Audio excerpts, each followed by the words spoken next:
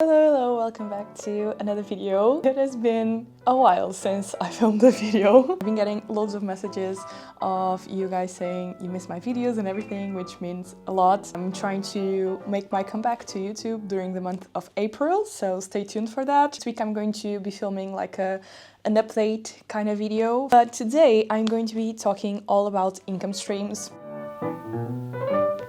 My name is Bia, I'm an illustrator from Portugal, and I have a stationery shop and a small business where I sell products like notebooks, stickers, bookmarks, pins, a little bit of everything regarding stationery, apparel. I've been working full-time for about 3 years and a half. I graduated university, I took around 4 months to travel, and then I came back, I started my shop, and I soon realized things are not as easy as they seem online.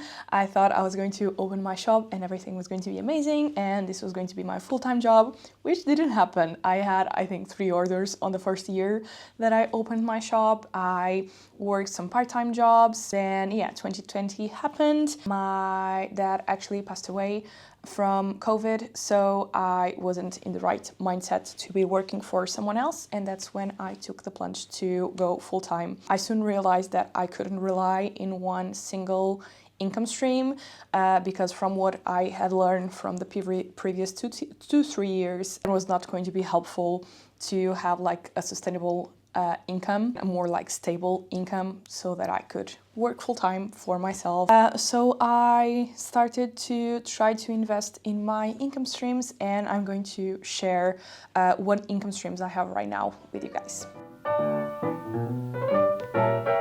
In this video, I'm going to specify more of the income streams that I have and that have worked for me. So it's going to be more focused in Illustrator, artists, small businesses, and all of that. But if you'd like me to do another video talking about ideas of income streams for other types of businesses, let me know and I'll make a video all about that. The base idea for this video is to talk a little bit to people that are starting out and letting everyone know how important it was for me to diversify my income streams. I think it's still possible to have a full-time job with only one single income stream.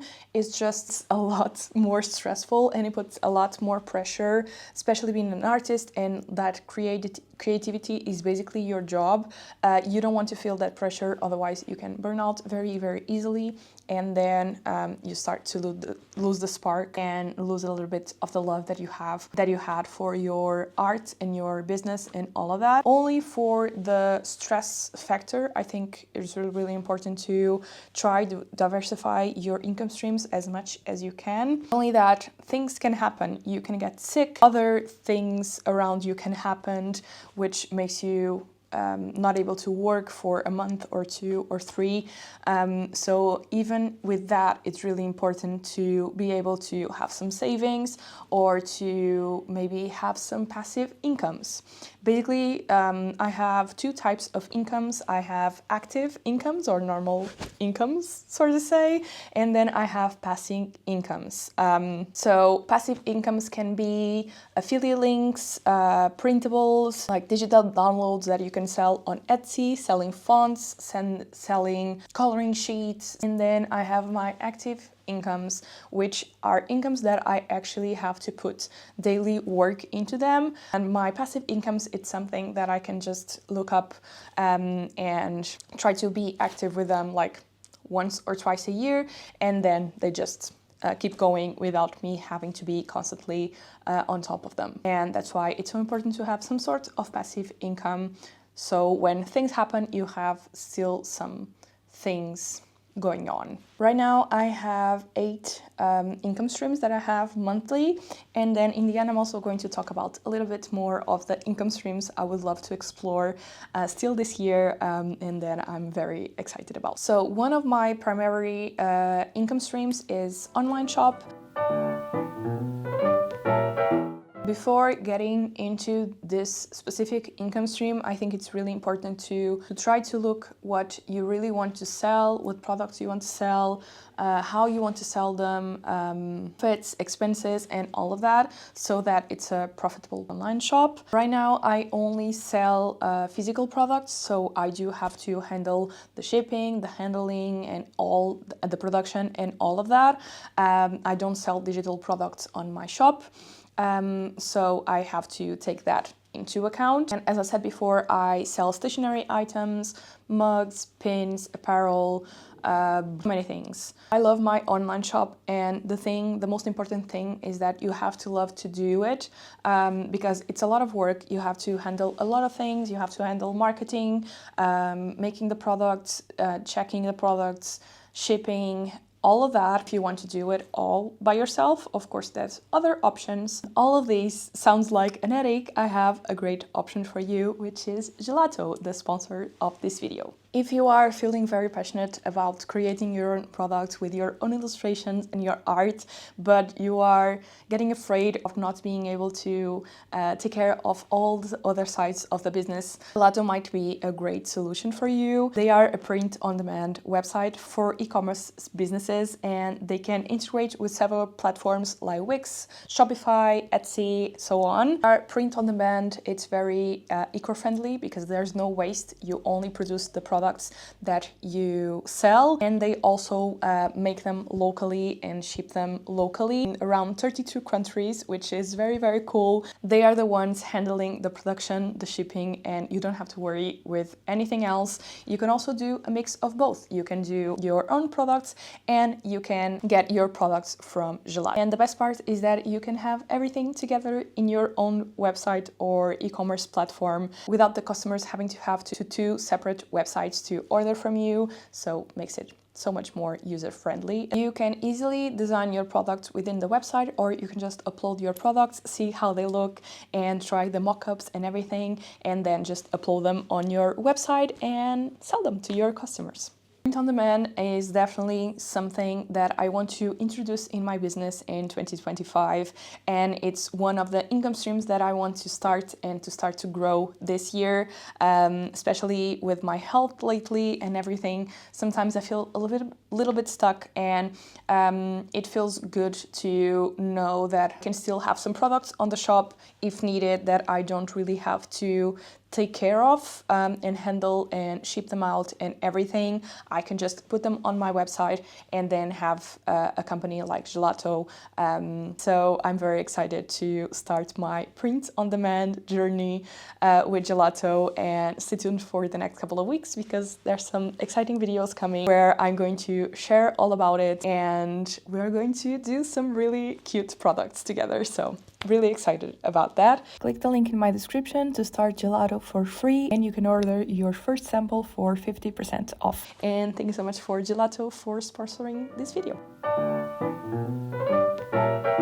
Now, this might seem a little bit weird, but I do have my online shop. I'm going to introduce print-on-demand within my online shop, so they will go in between.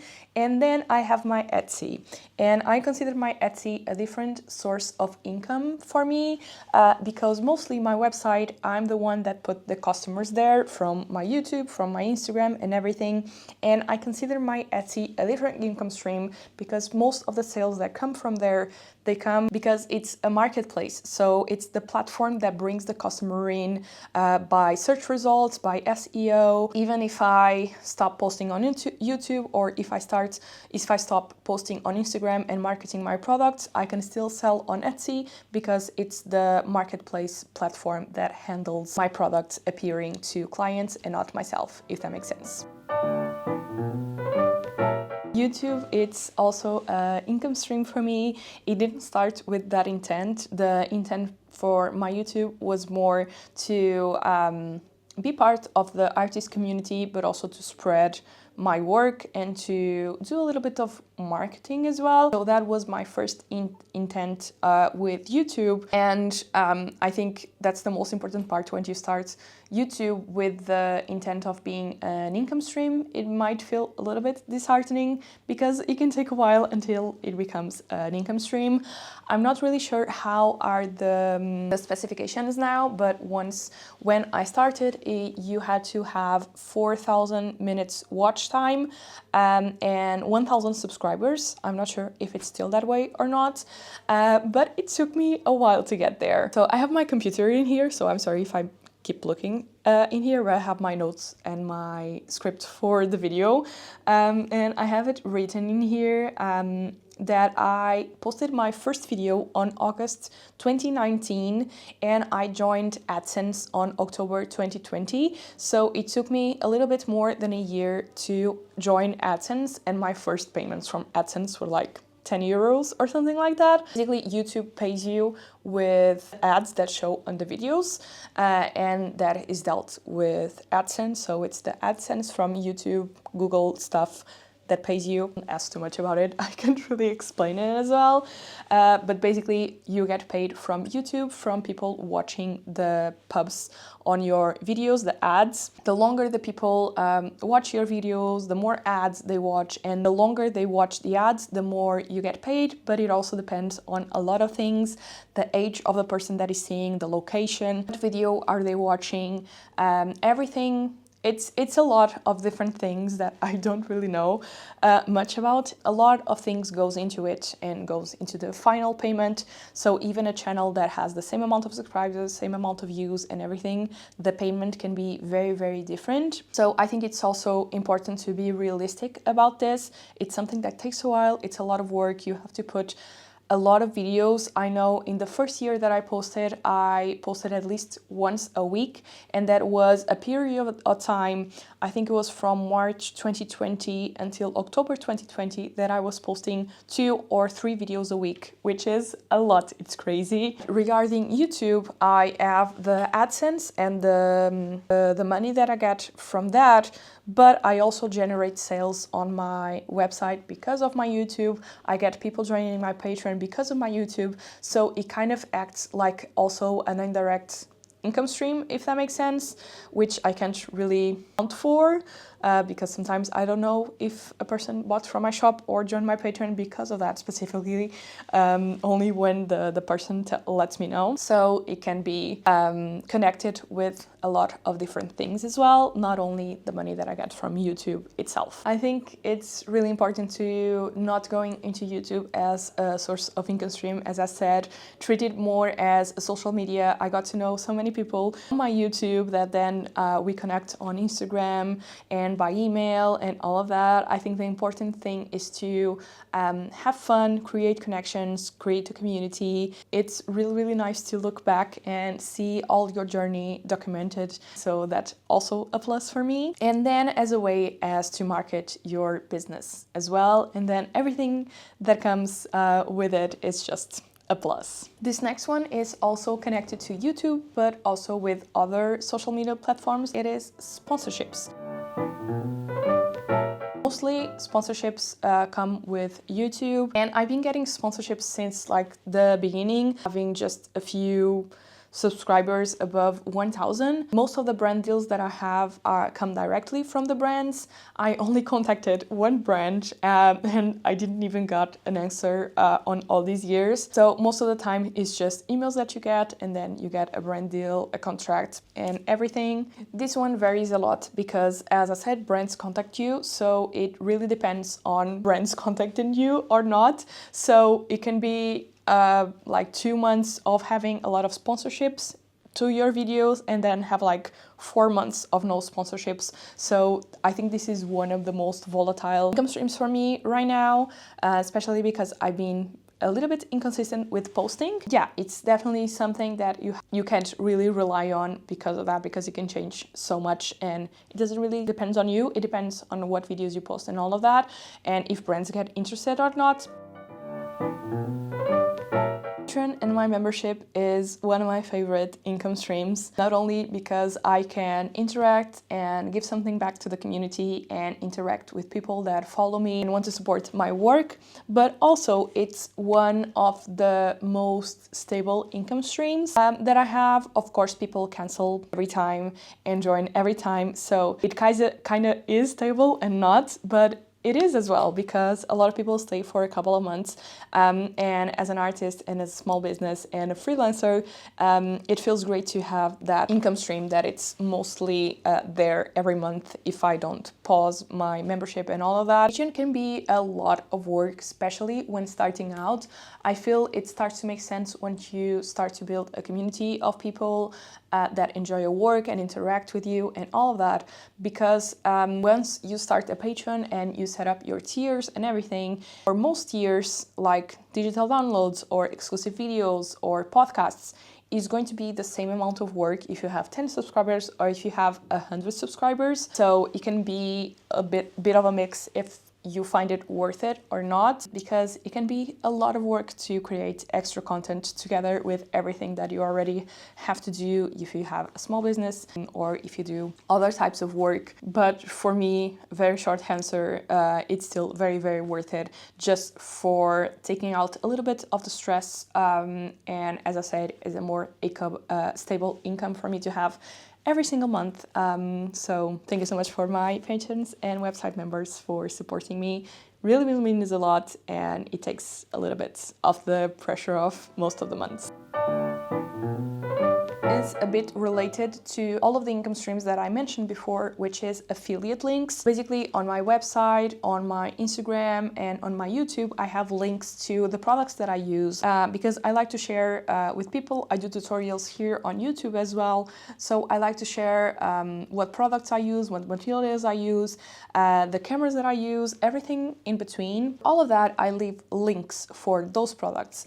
And most of these links, like 90% of these links, are affiliate links, which means when you click them, you have no extra cost for you. But if you buy something, I'm going to receive a small percentage of that purchase you just made. A lot of these brands that I work, I most of the times join their affiliate links, and when I put them in the description, if you buy something from them, I'm also getting a small percentage of that purchase. For me, sometimes it varies, like 5%, 10%. And then I also join Carousel, Amazon. You have all of these amazing affiliate platforms that you can join and use the links to make an extra source of income. And this is my favorite passive income. I think I haven't updated my links for over a year. Sometimes I have to, because people let me know that a link is not working or something like that. I still get money every month from those affiliate links, so it's amazing. I don't have to worry about.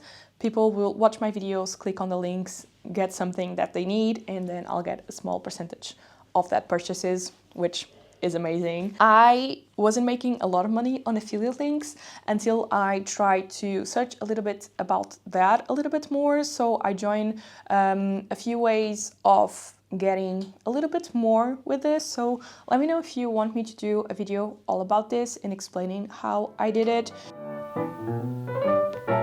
For the past 2 or 3 years, I've been investing a little bit more on my recent income stream, which is in-person events. I've been doing markets for a while, but I started to go more into conventions and bigger events and stuff like that. And I love it so much. It's very, very tiring and can be very time consuming. It's an investment for sure on all the products that you have to invest and buy to have stock for those events. You have to pay for tables, accommodation, flights, and all of that. Especially me being in Portugal, even if I do events around Europe, I always have to go by plane because I'm far away in the corner. But I love it so much, especially being mostly online business. It's really, really cool to see people react in real time to my products, but I think it's definitely one of the income streams that I have to invest more and that it costs me more in terms of expenses. So even for bigger events, it's definitely not a safe option. You never know if your ideal clients are going to be in there or not. It's not guaranteed that you're going to have your expenses and money back. And also, you can't really count in of doing certain markets. There's a lot of people that want to do conventions and markets right now. So the market is very, very saturated. That's a lot of people trying to get in. Sometimes it's by portfolio and sometimes you don't get in. And other times it's even by first come, first serve. So if you're not fast enough, you're not going to get a spot on a certain market or convention. So I think it's really, really important to not rely on market and conventions also as a single income stream. There's also two smaller income streams, but I still wanted to mention them. The first one is freelancing and client work that I do only from time to time. I just finished a logo for a client, but it's something that I rarely do. It can be a very stressful kind of work, especially to put together with all of these things that I already have going on. And it can be very hard, especially when you are used to working alone for so long, to set up boundaries and do the client relationships. And sometimes you put a lot of pressure into yourself and you lose yourself a little bit. This can be working on social media, making logos, editing a book. It can be design works, like a lot of things. And another smaller income stream that I have, which is connected to this as well, but is commissions. So I work with clients as well, but I do kind of portraits, but with my own art style. This was my main focus when I started my Instagram and my business. I didn't even have my online shop. I was just doing portraits for people. I was working with watercolors, and I really, really love it. But again, it's very demanding, it's a lot of pressure. These ones are two of the smaller ones that only happen like very, very rarely, that I can't even count them as income streams, but they still appear from time to time.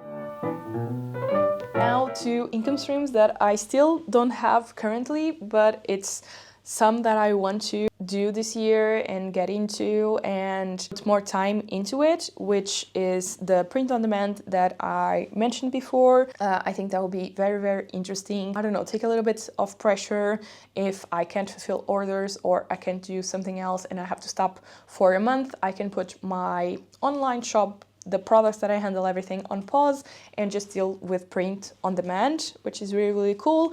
And another thing is workshops, in-person workshops and maybe some online classes. I think that will be really, really nice as well. I have some ideas for workshops, but if you see my studio vlogs, you know the studio gets really, really warm in the summer. So in the summer, it will be impossible to do workshops in here, but it's definitely a goal more towards the end of the year, like starting like in September maybe. So yeah, stay tuned for that. So after all of this, you might be questioning, so what is your biggest source of income? And the answer is none.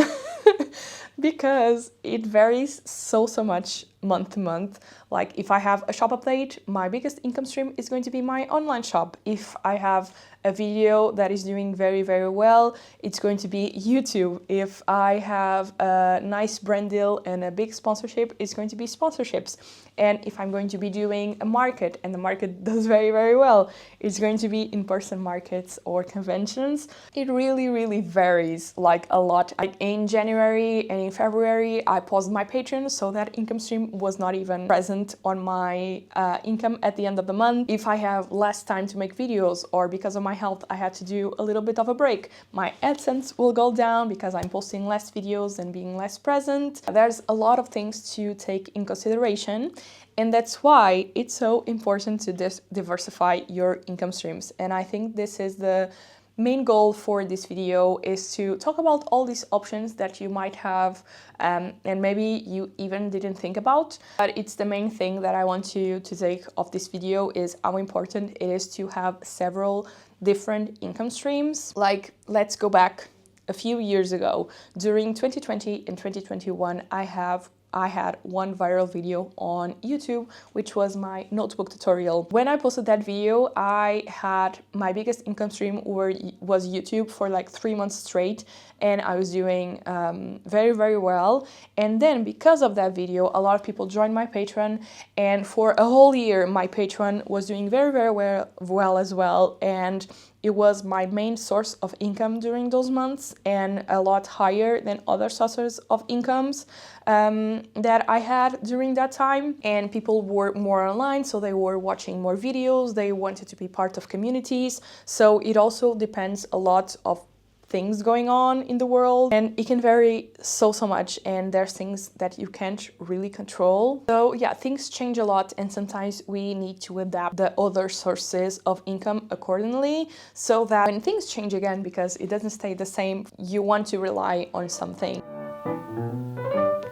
Regarding when you should start focusing on certain income streams, affiliate links, sponsorships, AdSense, and everything in between those things make more sense when you already have a community and you have eyes on you that can then generate income. But it definitely helps, as I said, have all of these things already set up and starting them out as soon as you can. Let's say you never joined affiliate and you are doing YouTube, it has been slow for 2 or 3 years, and then all of a sudden one of your videos goes really, really well, and then you are basically losing money because you never set up your affiliate links on your videos and you never looked into that. Some things make sense once like later, but you don't lose anything starting them out as soon as you can. I do love these topics about income streams and talking about them because I feel like it's so important.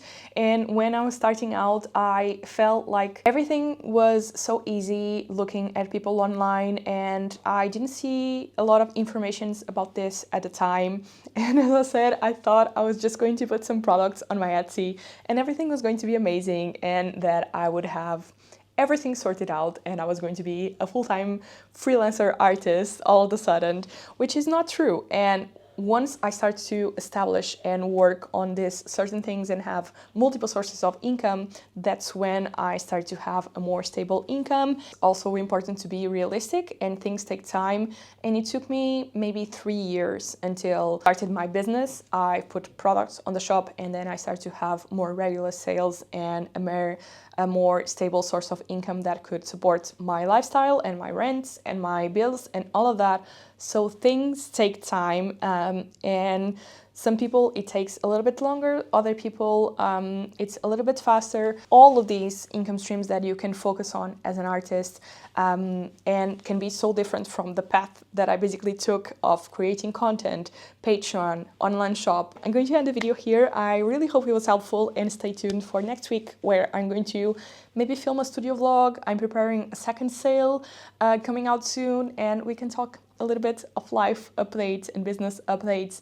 But if you want to check my Patreon, link in the description, and my membership, where I've been posting a little bit a photo log and talking about my weekly updates in there as well. So yeah, I guess I'll talk to you soon. Bye. Bye.